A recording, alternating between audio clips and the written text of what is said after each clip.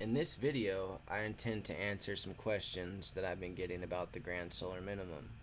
Okay, a lot of people have been asking me, what's the difference between a grand solar minimum and a grand solar maximum? What's the difference between a solar minimum and a grand solar minimum? Or how about a solar maximum and a grand solar maximum? And another question I've been getting is, do the same weather events that happen during a grand solar maximum occur during a grand solar minimum? Some people think that there are dramatic hurricanes and dramatic snowstorms and flooding and events like this during a maximum as well. Well, I intend to answer those questions today, right now. Let's go to top of this article. This is a very important article I have here, and I will go ahead and leave the link below so you can read it yourself. It says the next grand solar minimum, cosmic rays and earth changes. Okay, now that main question I asked you, here's the answer to it. Here is a simplified description of the basic mechanism. A solar maximum is the period within the 11-year solar cycle of high solar magnetic field and high sunspot count. Sunspots are highly magnetic, and visually dark spots are holes in the photosphere of the sun where solar flares can erupt. A solar minimum is the low activity trough of the 11-year solar cycle, also called the Schwabe cycle. A grand solar minimum is a period of several successive very low Schwabe cycles, usually coinciding with phases of climate disruption and, in the long run, cooling. An example would be the Maunder minimum from 1645 and 1715 that coincided with the coldest phase of the Little Ice Age.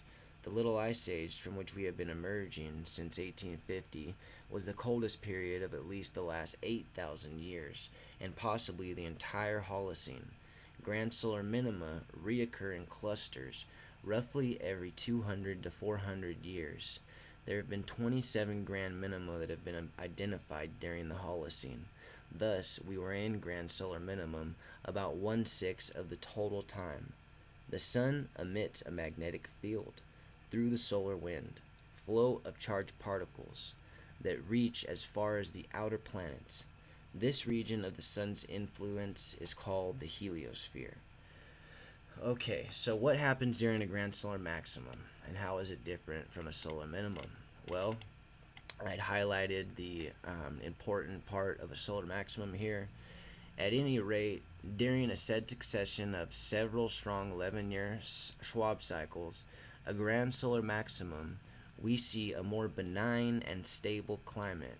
There's less variability in precipitation and wind, and a trend of general warming, as in the Roman warm period, the medieval climate optimum, and the recent modern grand solar maximum that was between the 1940s and 2000, when the level of activity was high, exceeding 100 in the peak sunspot number. Most grand solar maxima are not named.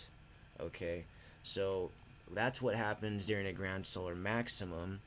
You get more stable climates, there's less variability in precipitation and wind, and there's a trend of general warming. Okay, so you are not going to have the hurricanes and flooding and crazy events, volcanoes, all these activities during a solar maximum. What happens is there's more of a shield on our planet during a solar maximum, okay? And you can go and read that more in this article if you would like. But during a solar minimum, there's less of a shield, and I'll go ahead and read that here. During a solar minimum and in a grand solar minimum, more cosmic rays enter Earth's atmosphere. Here, these high velocity particles, which are mostly protons, collide with atmospheric atoms and dissociate in a cascading mode into smaller subatomic particles. These particles act as cloud nuclei by ionization and propagate low-level cloud formations. So basically, these cosmic rays turn into low-level clouds, and some particles may even reach the Earth's surface and penetrate through. In this way, more cosmic rays accelerate storm formations and erratic rainfall, snowstorms, hail, local flooding, and in the long run, global cooling. We add to this earthquakes, volcanoes, lightning, and other electric events, an enhanced risk for a solar flare that can disrupt our power grid. Okay, so during solar minimums, we do see more crazy weather events like snowstorms, earthquakes, volcanoes, the exact same thing that we are seeing on our Earth right now. Okay, and why is this? Because more cosmic rays enter the Earth's atmosphere, making more cloud formations, and also these particles get through the Earth's surface and penetrate it, creating more cosmic rays, and this accelerates all of these crazy events. Okay, so also during the minimum, you get more flooding, more droughts. It creates flash floods, hailstorms. And what about the droughts? How does this happen? Okay, during a solar minimum. At the same time as the increased local flooding events occur, more cloud cover and less sea surface water heating means less evaporation of seawater. Specific humidity is reduced, and overall rainfall amounts are reduced, despite regional precipitation records and flooding. In general, water tends to remain in the cloud cover for longer durations. When clouds are rained out, this happens more violently, whereas the regular transport into the continents is dismissed. As a result, in many areas, droughts are historically more prevalent during grand solar minima. This can then be marketed as the result of global warming, implying man-made global warming, of course, even though there has been no global warming since the year 2000. That's right. We had came out of the grand solar maximum in the year 2000, and that's when we entered the solar minimum. Okay, now we're in the grand solar minimum. So, if you don't believe we're in the grand solar minimum, here is an article from NASA titled science.nasa.gov/science news solar minimum is coming. And they say that we are in the minimum right now. It says the sun is heading towards solar minimum. Sunspot counts are relatively high in 2014. Now they're sliding toward a low point expected in 2019 and 20. Okay, so this is coming from NASA saying that we are going into the intense phases in 19 and 20. And that is right. That is exactly right. I'll leave a link below so you can go ahead and research this article as well. Now, like I had said, with the crazy weather events happening, floods, getting colder across the earth, this would mean that food production would also decrease across the world. And we do see this happening. I have some statistics here from the United States government saying that that is exactly what is happening. Crop production is decreasing worldwide, besides some of the small areas such as foods that they use for additives like soybeans and things like that. And I'll show you a quick look here of food production and how it is decreasing. Russia, wheat weather hampers, spring wheat sowing. Yes, right here in the red is this year. We could see it's down 1.12 million from last year. Okay. Go down to Germany, lowers wheat production in Germany. Okay, wheat production in Germany says down 8% from the 5-year average. There's poor vegetation there. India, however, which wheat grows in the winter months, so it would be expected for them to boost, which they did. They're up 2% in India with the wheat. Okay, how about Mexico? They're the lowest production in 14 years. Right here it says they're down 14% from last month and down 20% from last year. Yeah, that's definitely a decrease there in Mexico, our partner in trade. Okay, so what about in the soybeans? Yes, this is where they're boosting because they use soybeans as additives. And so this would be one of the sectors where they would raise the yield.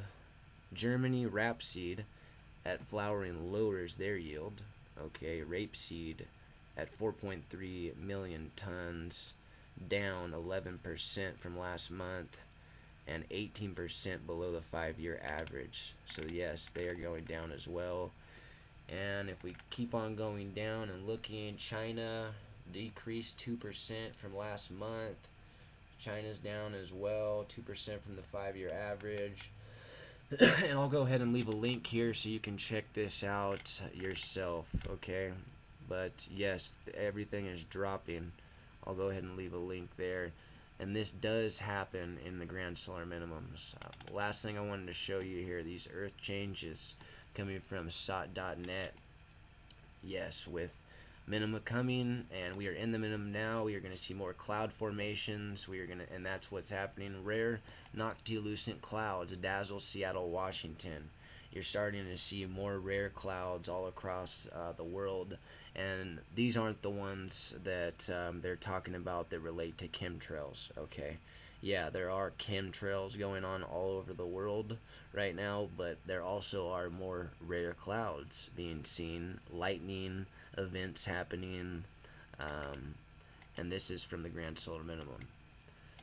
I wanted to show you a couple of this is interesting. Tiger kills 5 over 5 months in a 2 square mile or kilometer of forest in India. That's a hungry tiger right there, huh? What a big boy. He's a mean man right there. Mean guy. Adapt 2030 Ice Age Report. Antarctica and Australia climate shift. New details emerging. Australian is supposed to be where the heat is, right? But check this out. Australian media in damage control to explain Melbourne coldest start in 36 years to winter. Record snow and frost to within 1,500 miles south of the equator towards Cairns. Bobby, the moderator at OZ Politic, has a full thread of 350 pages outside MSM control, which shows massive ice gains in the sea ice around Antarctica. All the while, the mainstream media screams that we have to act now before the world's coastlines are washed away by a melting Antarctica. Power grids were stretched to the limits in Australia during the super freeze event, but downplaying is the new narrative, and if it doesn't fit, just make a new set of rules. Perhaps we need to look at the Sabians of Haran to understand the cycles.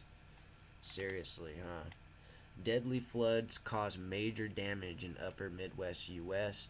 More than 15 inches of rain in some areas. I'm sure a lot of people have seen this on mainstream as well. Yes, there is widespread flooding in the upper Midwest.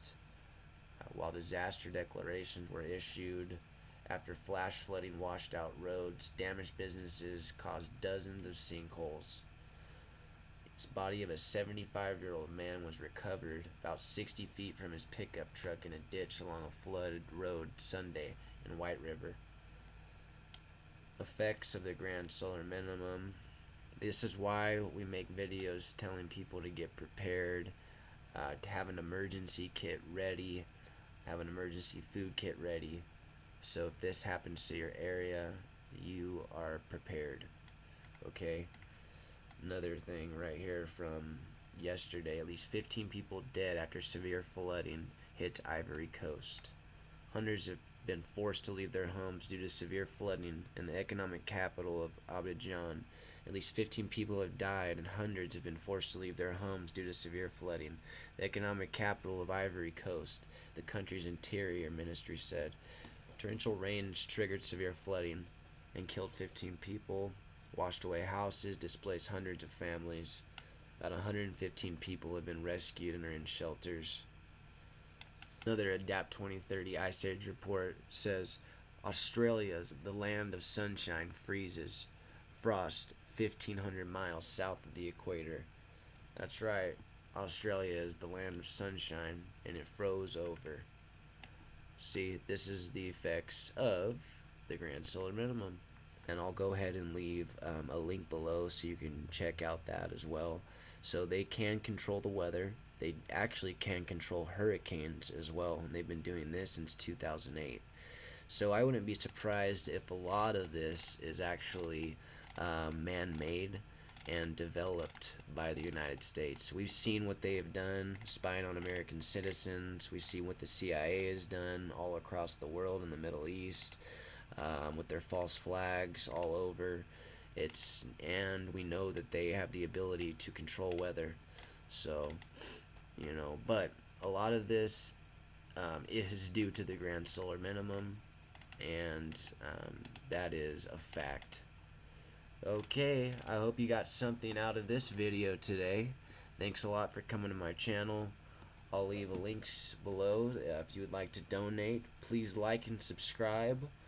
I do need more subscribers. I barely started a couple weeks ago. I have 2 videos per day and one on Saturdays. I have so much good material to say and so much information that I want to get out to everybody.